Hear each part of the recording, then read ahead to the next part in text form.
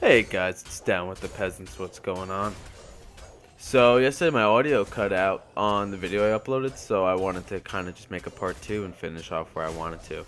So let's just start where we left off. So I made this little chart here just kind of showing where I think everyone kind of sits in Monolith.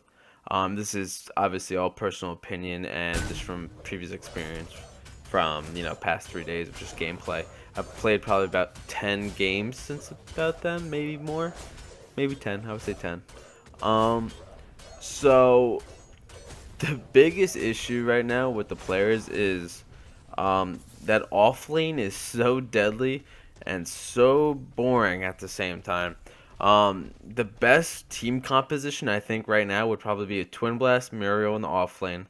Mid lane probably a Gideon or a Scorch, kind of someone who could just hold the middle, just buying time and has a decent escape. And then jungler I would pick Grux, Sevarog, or even Fang, Mao. And then probably the off lane, the other off lane, the safe lane, I'd probably pick Gadget. That would be a pretty mean combination. I think those between 5 and 8. The junglers you could kind of mix up, but I think definitely a Muriel, Gadget, and like a Gideon would be a good solid 3 combo. So we'll just look at the graph a little bit right now. So Muriel definitely had some improvements. The game's a lot quicker, and as I talked about in my previous video, is the animations are a lot quicker. That means more damage faster. Things are going to happen a lot quicker, and Muriel can kind of just deflect and absorb some damage for the team, which is pretty crucial. And her ultimate is nice because now you don't get burned down as fast if she ulted. The maps are smaller, so if she knocks you up in the air, you have just a little bit more time to kill the enemy, hopefully, or to escape, depending on the scenario. Gadget's helpful because it's a smaller lane, it's a tight lane. Her speed gate's nice, and any sort of AoE damage with these tight lanes is going to be very helpful. There's not a lot of wiggle room in these lanes. So I'll try to make this quicker so you don't have to listen to me too long. So I also forgot to mention green means I think they improved from the last patch. Yellow star kind of means that they're about the same. And then the red arrow, I think they definitely digressed through Monolith.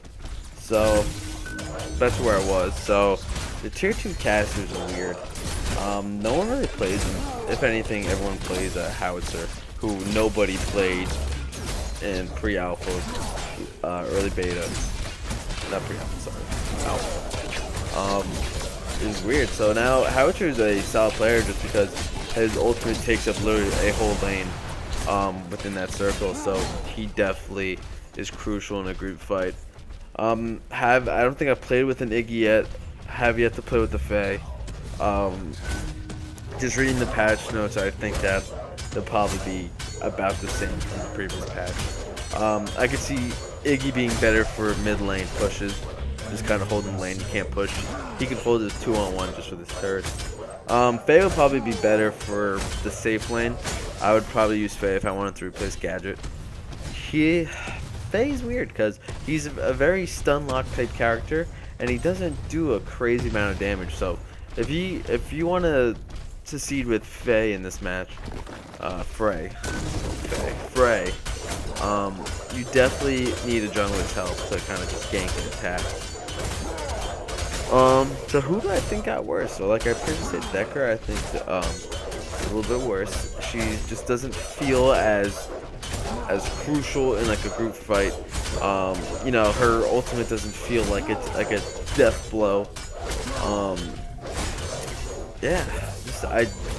I have mixed feelings about her. She's definitely still a solid support player, but if it's a Murdoch and a Decker versus a Twin Blast and a Mirror, you're gonna lose. Unless you're just that much better and they're they're stupid. They make a stupid play. Countess is weird. She's not like as sneaky anymore, and I think that's probably due to the map size. When she does her ultimate and she slows down, she really doesn't have that great of escape. Her R1 button on the PS4, her like little dash and kind of vanishes a little bit. is not as good. You know, I don't know why. I see her running through the jungle and just really needs to pick her off. So that's how I feel about that. People on tier 3, Cash, I'm not gonna even talk about. Even though I call him the drum guy. The drum guy, I could see him being helpful down the road, but he would not be a mid to late game asset. He would be an early game speed boost. Try to get things done quickly to get an advantage type of boost. Lieutenant Dang, I just don't like her. She was like supposed to be like the pinnacle of like this new update, and nobody plays her. Like I said, in my 10 games, I've yet to see her.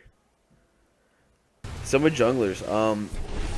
Why do I think Fang, Grux, and Sevarog are tier 1? They were always on the board of tier 1, tier 2. Fang actually dropped off for a long time, and he definitely had a little resurgence here. Well, each of them has a great dash where they can escape or attack with.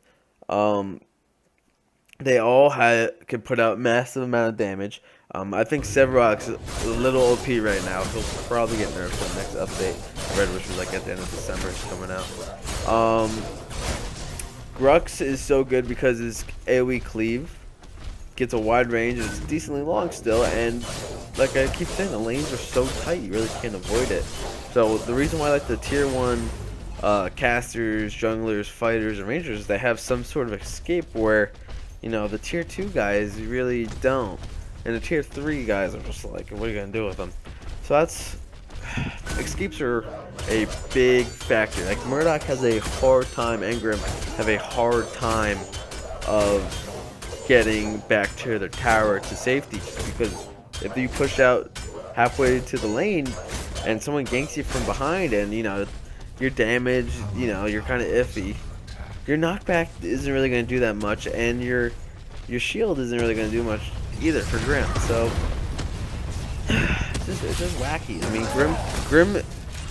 Grim struggles just because he has no true escape. You really have to be a cautious player with Grim, but he can be effective. But the way I play with him is a glass cannon, which just never works. Sparrow's non-existent anymore. I've yet to see her been played. Crunch is a knockoff of Mike Tyson. Like, he literally left punch, haymaker, right punch. I don't know what that is. Rampage. Rampage was probably one of my favorite characters. He went down from tier 2 because this is not the map for him. He's a type of jungler that needs a large area to cover, and he needs to be able to jump around, to gank, jump back into the jungle, gain some health, and, you know, repeat. This jungle's so tight and so small that he kind of has nowhere to run, and he just struggles. It just doesn't feel like him. I mean, when he ultimates, I'll probably add a video in here if I haven't already, where his ultimate, he's taking up the whole lane, which is good because he's absorbing all the damage. But, you know, if you want to be an aggressive Rampage type, you're going to find it pretty hard and miserable. So maybe Rampage and Monolith is kind of more of a tower diving tank player, which is kind of reversed because usually he's been a strong damage dealer for the last couple patches. Chimera and Clary I have problems with for this this update. So Chimera has no escape, which is his biggest problem. He was so good at coming up behind you, jumping on you, ultimating you, and then square button and just doing massive damage. You're dead. It's almost like a 3-hit combo. They nerfed his ultimate, which is kind of lame. So it's not necessarily a one-shot kill anymore, or even like a 2-shot kill. Not like it was, but it felt that way. So Chimera has a hard time engaging and then retreating. Chimera is the type of guy that needs to attack, then retreat, attack, retreat. You know, and he wants to hit you as many times as possible and gain as much health as possible. So I think for maybe this patch that Chimera's going to be more of a support role.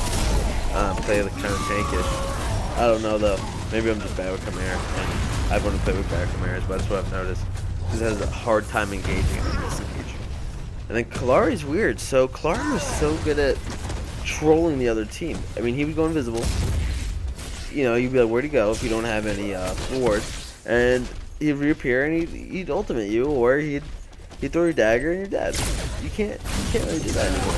I mean, the maps are so small. If you teleport to the other side, it only takes you, I don't know, like 5 seconds to go run over now, where it used to be like 30 seconds to run from one side to the other, which is a nice improvement. But it makes Kalari suffer just because of his range is decreased. He's a type of assassin that needs a long range and a wide range of field. So let's talk about the fighters. So I've pretty much talked about everybody else. So Huang is interesting in this game. He's actually a really good safe laner. He does a good amount of damage. I'm trying to think who I was playing with. I was playing with Gideon, and he was giving me a hard time. He was pretty much stun locking and freaking dash. It was weird. I've never played Huang, so I don't know his mechanics at all, but I've seen him in almost every other game, and he's usually a top 3 player.